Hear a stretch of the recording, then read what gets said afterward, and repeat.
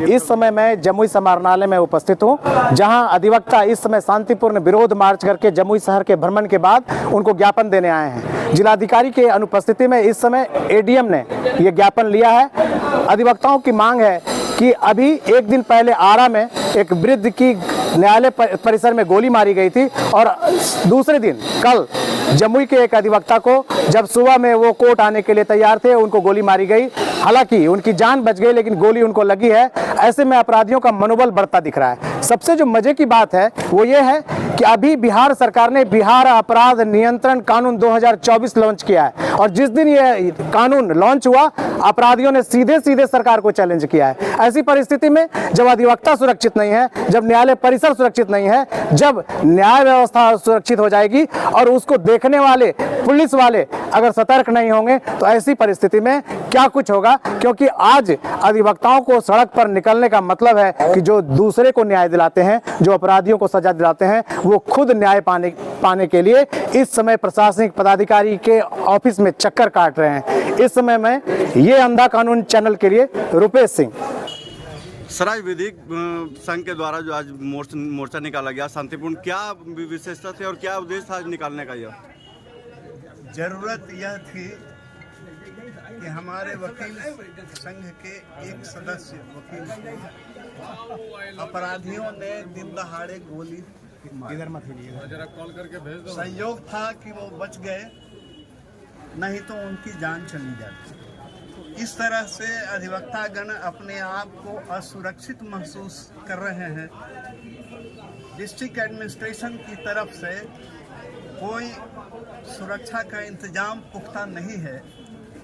इसी के विरोध में हम लोगों ने आज शांतिपूर्ण मार्च किया था, जुलूस निकाला था। हम लोगों की मांगे हैं कि हमारी सुरक्षा की जाए। जिस अपराधी ने गोली मारी है उसको 48 घंटे के अंदर में अरेस्ट किया जाए। यह भी मांग है कि वकालत खाने में भी सुरक्षा कर्मी मुहैया कराए जाएं।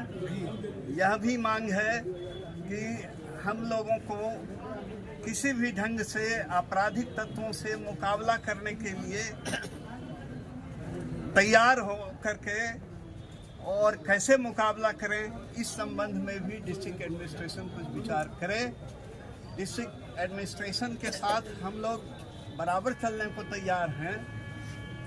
न्यायपालिका के साथ हम लोग जुड़े हुए हैं। न्यायपालिका और हम लोग इंटीग्रल पार्ट हैं। जब इंटीग्रल पार्ट हैं तो न्यायपालिका को बचाना अर्थात अधिवक्ताओं को भी बचाने का कर्तव्य सरकार का होता है। सरकार अगर इस बारे में ध्यान नहीं देती है तो आखिर हम लोग क्या करेंगे। हम लोगों का विरोध इसी संदर्भ में है और हम लोगों ने एक ज्ञापन जिला जज साहब को भी दिया। अभी ज्ञापन देकर के आ रहे हैं। जिला जज साहब ने भी कहा कि न्यायपालिका यहाँ का जो है वो आपके साथ है, हम भी आपके दुख से दुखी। क्या लगता है जिस तरह से अपराधी का मनोबल बढ़ रहा है, अब जो है न्यायपालिका के भी जो रक्षक होते हैं उनके ऊपर भी लगातार दिन दहाड़े गोली चला दिया जा रहा था, ऐसे में तो मनोबल बढ़ता जा रहा अपराधियों का, उस पर मुखदर्शक बनी हुई है जिला प्रशासन। अवश्य अवश्य जिला प्रशासन को इसके प्रति हार्ड स्टेप लेने की ज़रूरत है और जिला प्रशासन से हम लोगों का यही मांग भी है कि साहब आप हाथ पर हाथ रख करके निश्चिंत मत बैठे रहिए।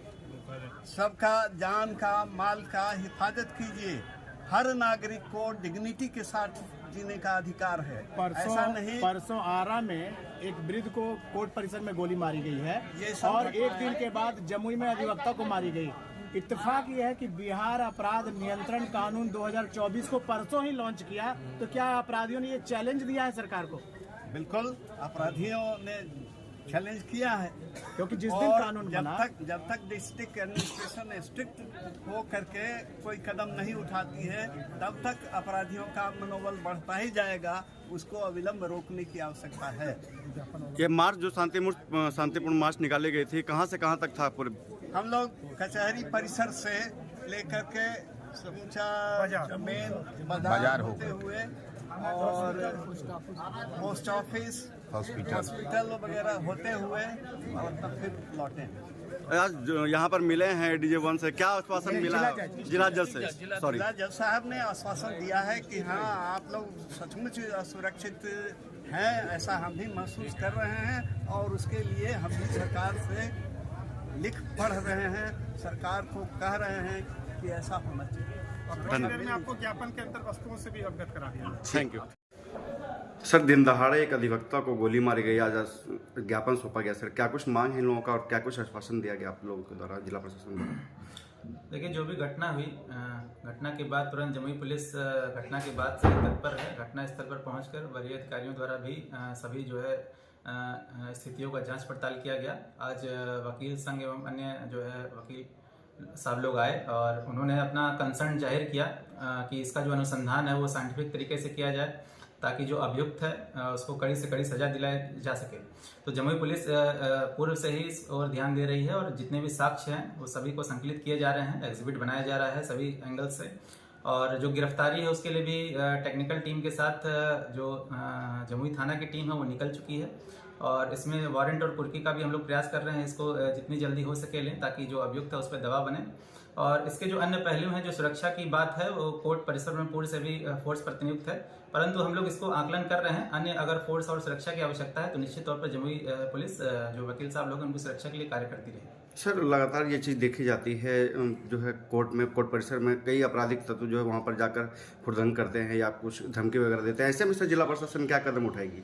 नहीं, पूर्व के जो भी इस तरह की घटनाएं हैं, जैसा आप बता रहे हैं, जो भी घटनाएं हुई हैं उसमें जमुई पुलिस तुरंत कार्रवाई की है। आगे जो भी घटनाएं होंगी उसमें भी पुलिस करेगी। और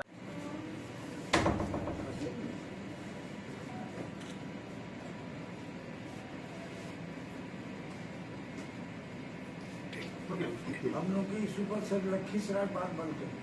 हाँ, आज लखीसराय भी बनती है। हम लोग की सुपर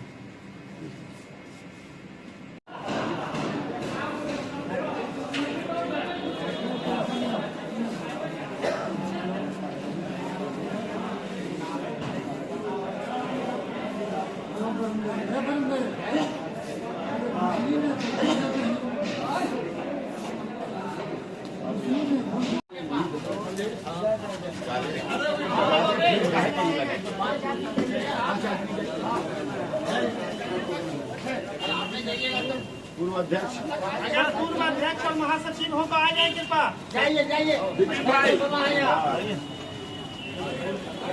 आइए विपिन भाई, पूर्वाध्यक्ष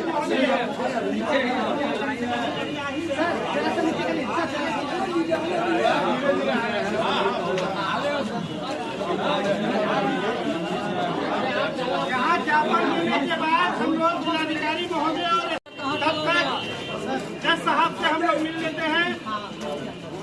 अध्यक्ष और हमारे साथ महासचिव अध्यक्ष महोदय भी आ गए हैं। आप लोग पास